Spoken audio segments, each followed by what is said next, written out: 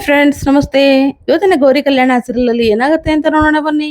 So ಅದಕ್ಕೂ ಮುಂಚೆ ಇನ್ನೂ ಈ ಚಾನಲ್ ಯಾರು ಸಬ್ಸ್ಕ್ರೈಬ್ ಮಾಡಿದ್ರೆ ವಿಡಿಯೋ ನೋಡ್ತಾ ಇದ್ದೀರಾ, ದಯವಿಟ್ಟು ಸಬ್ಸ್ಕ್ರೈಬ್ ಮಾಡ್ಕೊಳ್ಳಿ, ಲೈಕ್ ಮಾಡಿ ಅಂಡ್ ಶೇರ್ ಮಾಡಿ. ಸಂಚಿಕೆ ಮೊದಲಿಗೆ ನೋಡೋದಾದ್ರೆ ವಿವೇಕ್ ತಂದೆಗೆ ಒಂದು ಕಾಲ್ ಬಂದಿರುತ್ತೆ. ಆ ಕಾಲಲ್ಲಿ ಯಾರಿಗೋ ಏನೋ ಆಗಿದೆ ಅನ್ನೋ ತರ ಮಾತಾಡ್ತಾ ಇರ್ತಾರೆ. ಆಗ ವಿವೇಕ್ ತಂದೆ, ವಾಟ್, ಏನು ಆಕ್ಸಿಡೆಂಟ್ ಆಗಿದೆಯಾ, ಪ್ಲೇನ್ ಕ್ರ್ಯಾಶ್ ಆಗಿದೆಯಾ, ಅಯ್ಯೋ ಅಂತ ಹೇಳ್ತಾ ಇರ್ತಾನೆ. ಅದನ್ನು ಕೇಳಿ ಎಲ್ಲರೂ ಶಾಕ್ ಆಗ್ತಾ ಇರ್ತಾರೆ. ಆಗ ಸರಿತಾ, ಏನ್ರಿ ಆಯ್ತು ಅಂತ ಹೇಳ್ತಾ ಇರುವಾಗ, ನಿಮ್ಮ ಅಣ್ಣ ಬರ್ತಾ ಇರುವಾಗ ಪ್ಲೇನ್ ಏನೋ ಕ್ರ್ಯಾಶ್ ಆಗಿ ನಿಮ್ಮ ಅಣ್ಣನ್ಗೆ ಸೀರಿಯಸ್ ಆಗಿದೆಯಂತೆ. ಎಲ್ರು ಮದುವೆ ಬರ್ತಾ ಇದ್ರಲ್ವಾ, ಎಲ್ರು ಒಂದೇ ವಿಮಾನದಲ್ಲಿ ಇದ್ರು, ಅದಕ್ಕೆ ಏನಾಗಿದೆಯೋ ಏನೋ ಅಂತ ತುಂಬಾನೇ ಭಯ ಪಟ್ಕೊಂಡು ಮಾತಾಡ್ತಾ ಇರ್ತಾನೆ. ಅದನ್ನ ಕೇಳಿ ವಿವೇಕಮ್ಮ, ಅಯ್ಯೋ ಏನಾಯ್ತು ನನ್ನ ಅಣ್ಣನ್ಗೆ, ಏನಾಯ್ತೋ ಏನೋ, ನೀವು ನೋಡಿದ್ರೆ ಸೀರಿಯಸ್ ಅಂತ ಬೇರೆ ಹೇಳ್ತಾ ಇದ್ದೀರಾ. ಅಳಿನ ಮದುವೆಗೆ ಅವರು ತುಂಬಾನೇ ಖುಷಿಯಿಂದ ಬರ್ತಾ ಇದ್ರು. ಅಯ್ಯೋ ನಮ್ಮ ಅಣ್ಣನ ಪರಿಸ್ಥಿತಿ ಏನಾಗಿದೆಯೋ ಏನೋ, ಮಕ್ಕಳ ಪರಿಸ್ಥಿತಿ ಏನಾಗಿದೆಯೋ ಏನೋ ಅಂತ ಅಳೋಕೆ ಶುರು ಮಾಡ್ತಾಳೆ. ಆಗ ಎಲ್ರು ಸಮಾಧಾನ ಮಾಡೋಕೆ ಶುರು ಮಾಡ್ತಾರೆ. ಆದ್ರೆ ಅವಳು ಸಮಾಧಾನ ಆಗ್ತಾನೆ ಇರೋದಿಲ್ಲ. ಯಾಕಂದ್ರೆ ಸತ್ತಿರೋದು ಅವ್ರ ಅಣ್ಣ ಅಲ್ವಾ. ಸೊ ಹೇಗ್ ಸಮಾಧಾನ ಪಡ್ಕೋತಾಳೆ? ನೀವೇನು ನನಗೆ ಸಮಾಧಾನ ಮಾಡ್ಕೊ ಅಂತ ಹೇಳ್ತೀರಾ, ಆದ್ರೆ ನಾನು ಹೇಗ್ ಮಾಡ್ಕೊಲಿ? ನಮ್ಮಣ್ಣ ನನಗೋಸ್ಕರ ಏನೆಲ್ಲ ಮಾಡಿದ್ದಾನೆ, ನನ್ನ ಮುದ್ದಾಗಿ ಬೆಳೆಸಿದ್ದಾನೆ, ನನ್ನ ಈ ಮನೆಗೆ ಮದುವೆ ಬೇರೆ ಮಾಡ್ಕೊಟ್ಟಿದ್ದಾನೆ, ಅಂಥವನ್ನ ನಾನು ಹೇಗ್ ಮರೀಲಿ? ನನ್ನ ಮಗನ ಮೇಲೆ ಆಸೆನೇ ಇಟ್ಕೊಂಡು ಮದುವೆಗೋಸ್ಕರ ಬರ್ತಾ ಇದ್ದ. ಪಾಪ ಅವಂಗೆ ಏನಾಗಿದೆಯೋ ಏನೋ, ನಾನು ಮಾತ್ರ ಇಲ್ಲಿರಲ್ಲ ಅಂತ ಹೇಳ್ತಾ ಇರ್ತಾಳೆ. ಆಗ ದಿನ ಬಂದು, ಯಾಕಮ್ಮ ಸರಿತಾ, ಯಾಕೆ ಇಷ್ಟೊಂದು ದುಃಖ ಮಾಡ್ಕೋತಾ ಇದೀಯಾ? ನಿಮ್ಮ ಅಣ್ಣನ ಮಕ್ಕಳಿಗೆ ಏನೂ ಆಗಿರೋದಿಲ್ಲ, ನೀನು ತಲೆ ಕೆಡಿಸ್ಕೋಬೇಡ. ನೀನು ಇಲ್ಲಿರೋದಕ್ಕಿಂತ ನೀನು ಅಲ್ಲಿರೋದೇ ಒಳ್ಳೇದು. ಹೋಗಮ್ಮ, ನೀನು ಅಲ್ಲೇ ಇರು ಅಂತ ಹೇಳಿದಾಗ, ಅದು ಮಾವ ಅದು ಅಂತ ಅನ್ಕೊಂತ ನಿಂತ್ಕೊಂಡಿರ್ತಾಳೆ. ಆಗ ಮನೆಯವರೆಲ್ಲರೂ, ನೀವೇನು ತಲೆ ಕೆಡಿಸ್ಕೋಬೇಡಿ, ವಿವೇಕ್ ಮದುವೆ ತಾನೇ, ನಾವೇ ಮಾಡ್ತೀವಿ ಅಂತ ಹೇಳಿದಾಗ, ಆಗ ವಿವೇಕಪ್ಪ, ಅವಳೊಬ್ಬಳೇ ಹೋಗೋದು ನನ್ಗೆ ಯಾಕೋ ಸರಿ ಅನ್ನಿಸ್ತಾ ಇಲ್ಲ, ಅಲ್ಲಿರೋ ಪರಿಸ್ಥಿತಿನ ಅವಳು ಹೇಗೆ ನಿಭಾಯಿಸ್ತಾಳೋ ಏನೋ, ಅವಳ ಜೊತೆಗೆ ನಾನು ಹೋಗ್ತೀನಿ ಅಂತ ವಿವೇಕಪ್ಪ ಹೇಳ್ತಾನೆ. ಆಗ ಎಲ್ಲರೂ, ಸರಿ ಆಯ್ತು, ನೀನೇನು ತಲೆ ಕೆಡ್ಸ್ಕೊಬೇಡ ಅಣ್ಣ, ನಾನೆಲ್ಲ ನೋಡ್ಕೋತೀನಿ ಅಂತ ಜ್ಞಾನೇಶ್ ಕೂಡ ಹೇಳ್ತಾನೆ.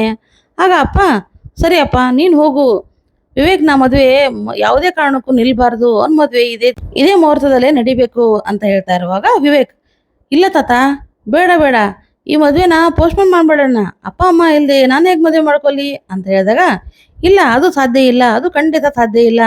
ಯಾಕಂದ್ರೆ ನಾನು ಪುರೋಹಿತರ ಹತ್ರ ಮಾತಾಡಿದ್ದೀನಿ, ಇದೇ ಕೊನೆ ಡೇಟು ಅಂತ ಹೇಳಿದ್ದಾರೆ. ಇಲ್ಲ ಅಂದ್ರೆ ನಿನ್ನ ಮದುವೆನೇ ಆಗಲ್ಲ ಅಂತ ಬೇರೆ ಹೇಳಿದ್ದಾರೆ. ಅಂದಮೇಲೆ ನಾನು ಈ ಮದುವೆನ ಕ್ಯಾನ್ಸಲ್ ಮಾಡೋಕ್ಕೆ ಸಾಧ್ಯನೇ ಇಲ್ಲ, ಮುಹೂರ್ತ ಟೈಮಿಗೆ ಬಂದ್ಬಿಡ್ತಾರೆ ಅಂತ ಹೇಳಿದಾಗ, ಅಮ್ಮ ಬಂದು ವಿವೇಕ್ ಹತ್ರ, ಸರಿಯಪ್ಪ ನಾನು ಹೋಗಿ ಬರ್ತೀನಿ, ಮದುವೆ ಟೈಮಿಗೆ ನಾನು ಕರೆಕ್ಟಾಗಿ ಬಂದ್ಬಿಡ್ತೀನಿ ಅಂತ ಹೇಳಿ ಅಲ್ಲಿಂದ ಹೊರಟೋಗ್ತಾಳೆ.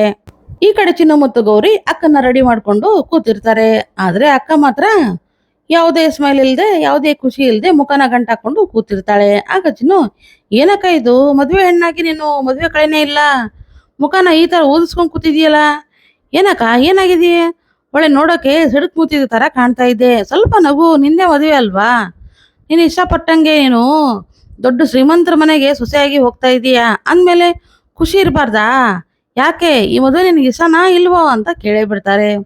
ಆಗ ಮೋನಿಕಾ ಏನು ಮಾತಾಡದೆ ಸುಮ್ಮನೆ, ಇಲ್ಲ ಆ ಥರ ಏನಿಲ್ಲ, ನನಗೆ ಮದುವೆ ಇಷ್ಟನೇ, ನಾನು ಅನ್ಕೊಂಡಿದ್ದ ಥರನೇ ಆ ಮನೇಲಿ ಬದುಕ್ತೀನಿ, ನೀವೇನು ತಲೆ ಕೆಡ್ಸ್ಕೊಬೇಡಿ, ನೀವು ಆರಾಮಾಗಿರಿ ಅಂತ ತಂಗಿರಿಗೆ ಹೇಳ್ತಾಳೆ.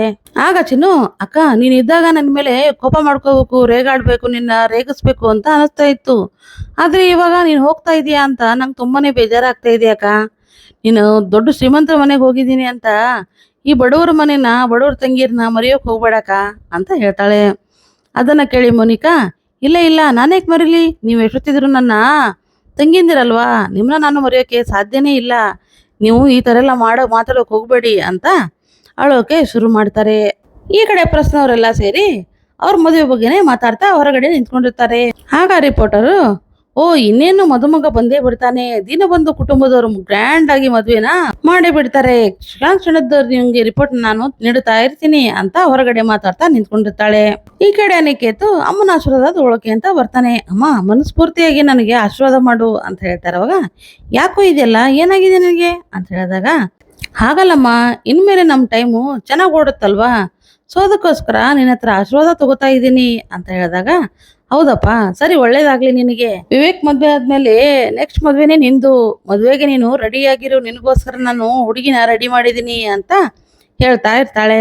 ಆದ್ರೆ ಅನಿಕೇತ್ ಮನಸ್ಸಲ್ಲಿ, ಅಮ್ಮ ನಾನು ಹುಡುಗಿನ ಆವಾಗಲೇ ಸೆಲೆಕ್ಟ್ ಮಾಡ್ಕೊಂಡ್ಬಿಟ್ಟಿದ್ದೀನಿ, ನೀವೇನು ತಲೆ ಕೆಡ್ಸ್ಕೊಬೇಡಿ, ಆ ಶ್ರೀಮಂತರ ಮನೆ ಸೊಸೆ ನಿನ್ನ ಸೊಸೆನೇ ಆಗ್ತಾಳೆ, ನಾವು ಕೋಟ್ಯಾಧಿಪತಿ ಆಗ್ತೀವಿ ಅಂತ ಹೇಳ್ತಾ ಇರ್ತಾನೆ. ಈ ಕಡೆ ಮೋನಿಕಾ ಎಲ್ಲ ಒಡವೆಯನ್ನು ಪ್ಯಾಕ್ ಮಾಡಿಕೊಂಡು ಮನೆಯಿಂದ ಓಡೋಗೋಕೆ ರೆಡಿ ಆಗ್ತಾ ಇರ್ತಾಳೆ. ಆಗ ಮದುವೆ ಮಂಟಪಕ್ಕೆ ಮದುಮಗ ಎಂಟ್ರಿ ಕೊಟ್ಟೇ ಬಿಡ್ತಾನೆ. ಮದುಮಗ ಬಂದದ್ದನ್ನ ನೋಡಿ ಕಾಂತಲಕ್ಷ್ಮಿ ಮತ್ತು ಅಕ್ಕ, "ಓ ಬಾರೆ ಅಕ್ಕ, ಮದುಮಗ ಬಂದಂತೆ" ಅಂತ ಅನ್ಕೊಂಡು ಹೊರಗಡೆ ಬಂದು ನಿಂತ್ಕೋತಾರೆ. ಆಗ ದಿನ ಬಂದು ಅಲ್ಲಿರೋ ಎಲ್ಲ ವ್ಯವಸ್ಥೆನ ನೋಡಿ, "ಓ ತುಂಬಾನೇ ಚೆನ್ನಾಗಿದೆ, ಡೆಕೋರೇಷನ್ ಮಾತ್ರ ಸೂಪರ್ ಆಗಿದೆ, ಒಳ್ಳೆ ಸ್ವರ್ಗದಲ್ಲಿದ್ದೀವಿ ಅಂತ ಫೀಲ್ ಆಗ್ತಾ ಇದೆ" ಅಂತ ಹೇಳ್ತಾರುವಾಗ ಅಲ್ಲೇ ಪಕ್ಕದಲ್ಲಿ ಗೌರಿ ಆರತಿ ತಟ್ಟೆ ತಂದದನ್ನ ನೋಡಿ, "ವಿವೇಕ್, ನೀನೇನ್ ಮಾಡ್ತಾ ಇದೀಯ ಇಲ್ಲಿ, ನಿನಗೇನ್ ಕೆಲಸ ಇಲ್ಲಿ" ಅಂತ ಹೇಳಿದಾಗ ಕಾಂತಲಕ್ಷ್ಮಿ, "ಅದು ಆರತಿ ತಟ್ಟೆ ಅವಳೆ ತಗೊಂಬಂದ್ಲಲ್ವಾ, ಸೊ ಅದಕ್ಕೋಸ್ಕರ ಇಲ್ಲಿದ್ದಾಳ ಅಷ್ಟೇ, ಅಷ್ಟಕ್ಕೂ ಮದುವೆ ಡೆಕೋರೇಷನ್ ಎಲ್ಲ ಅವಳೇ ಮಾಡಿದ್ದಲ್ವಾ, ಸೊ ಅದಕ್ಕೆ ಇಲ್ಲೇ ಇದ್ದಾಳೆ" ಅಂತ ಕಾಂತಲಕ್ಷ್ಮಿ ಹೇಳ್ತಾಳೆ. "ಸರಿ ಸರಿ ಕೊಡು, ನಾನು ಅಳಿಯನ್ಗೆ ನಾನೇ ಆರತಿ ಮಾಡ್ತೀನಿ" ಅಂತ ವಿವೇಕ್ಗೆ ಆರತಿನ ಮಾಡ್ತಾಳೆ. ಈ ಕಡೆ ಮೋನಿಕಾ, "ಹೌದು, ಹೋಗ್ತಾ ಇದ್ದೀನಿ, ಎಲ್ಲ ನಿಜನೂ ಹೇಳಿ ಹೋಗ್ತೀನಿ" ಅಂತ ಒಂದು ಲೆಟರ್ನ ತಗೊಂಡು, "ಅಮ್ಮ ನಾನು ಮಾಡಿದ್ದು ತಪ್ಪಾಯ್ತು" ಅಂತ ಅದು ಇದು ಎಲ್ಲ ಮ್ಯಾಟ್ರನ್ನು ಆ ಲೆಟರಲ್ಲಿ ಬರಿತಾ ಇರ್ತಾಳೆ.